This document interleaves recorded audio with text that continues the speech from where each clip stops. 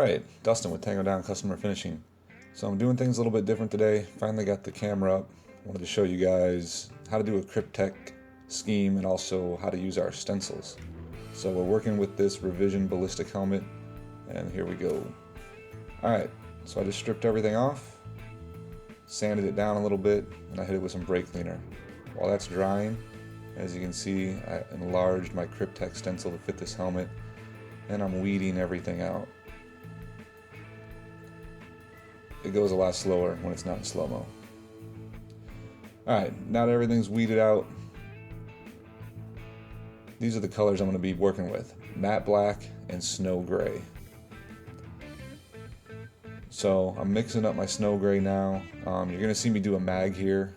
I was doing it in snow gray. It's just a real quick one I was doing, so it's the same stencil material I work with everything else. So you're just going to see that as well. The mag's going to get done in straight snow gray. However, when I go to do the helmet, I'm going to add in 1 part black to 2 parts gray, because I wanted the lines to be a little bit darker. I didn't want them to be as bright. So that's what you're seeing here. Little reducer, little hardener, and here we go. So the base coat is the gray. I'm laying all that down. Hitting it with the heat gun. Want it to set quick. It dries fast, but the heat gun helps. Using the air gun with the compressor a little bit to blow off any dust or whatever. And I waited a little while, and here we go. Cryptech stencil comes off like a spider web. Lay it on there, and you just kind of got to start working with it, especially on a rounded surface like this. It was kind of tough. It's a lot easier on something flat. You'd probably have to do the same thing on a rail or a stock, but the vinyl stretches and it moves. And Cryptech's a dirty scheme. You don't have to be exact with it. So I went through, cut it the way I wanted to, bended it where I wanted, and went from there. Now I'm putting in the offsets. I put in a lot of offsets in my stencils that I sell. I don't expect you to use them all. You're going to see I'm not even using probably half of the offsets. If you look at a Cryptech scheme, there's a bunch of offsets in a little bunch, and then it'll break up, and there'll be open spaces, and then there'll be another bunch of offsets. So you can kind of see that's what I'm doing here. Alright, going with them straight matte black. I'm going to go over the helmet, and I'm not laying it on a full coat like I did with the gray. I'm pretty much coating the whole thing, but some parts are darker, some parts are lighter. I'm doing that on purpose. I don't want it to be like that. Alright, so this is important. Heat gun. This is a high-powered heat gun. It's used to bend PVC pipe, and you can see the stencils are not wilting or shrinking or coming off the helmet as a result of putting this heat to them. It's the same thing you're going to do with Cerakote. Maybe a little more direct heat. However, you know, it's probably not going to get much hotter. That heat gun gets really hot.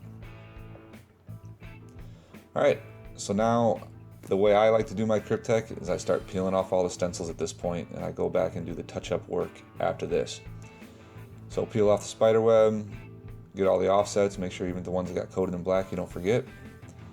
And from this point, I'm going to come back with the black and I'm going to start fading it in. I pretty much dust the whole helmet in another coat of black really lightly, just because I want to get it a little bit darker and a little more subtle. And then you go through and just kind of make some shadows and some darker spots and lighter spots. This is where you kind of have to be careful with the airbrush and be good at controlling your trigger. You don't want to blast it and get it too thick and where it doesn't look, you know, kind of natural. So take your time. I'm keeping my distance, not getting too close, except for the parts I want to get darker. And you can see it's kind of starting to come together now. At this point, I'm going back to the original gray that I used to coat the helmet, and I'm adding a part of white. Because in a typical Cryptech scheme, you're going to have the 2 colors and then maybe 2 or 3 different kind of shading effects to it. So I'm just adding a little bit of white to make it a lighter gray, and I'm going to go through, and I'm not going through as much as I did with the black. Very, very faint, light, small highlights just in and around the helmet and in the darker areas, just to highlight it. It's not meant to be a full coat or anything. You can see I'm going really light. I'm not pulling the trigger back on the airbrush. I'm taking my time. Just doing just a little bit of a little bit of dusting, a little bit of shading, and that's really about it, just to give it the effect. Once we go from here, it's pretty much done. I'm gonna hit it with the heat gun again. I like doing that because it sets it a little bit faster. But other than that, pretty much good to go. This helmet's a Revision Military Ballistic Helmet with the Batlskin rails, and it has a little bit of like almost a rubber edge to it, and I sprayed that as well. I really wasn't too worried about it. The Duracoat is very versatile, and because I don't have to bake it like Cerakote, I wasn't worried about the internals and the Team Wendy internals inside suspension system. I left everything as is. Alright, and that's it. That's what you're looking at. I'm going to go ahead and put the rails back on in a second, and we'll really give it a finished look, but overall it turned out really good.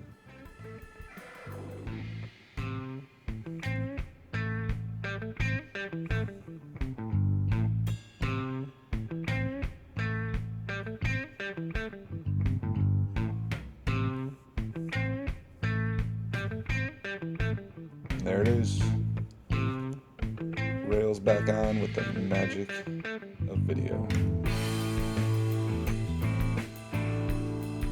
Hope you found this helpful. Got any questions, let me know. As usual, thanks for watching.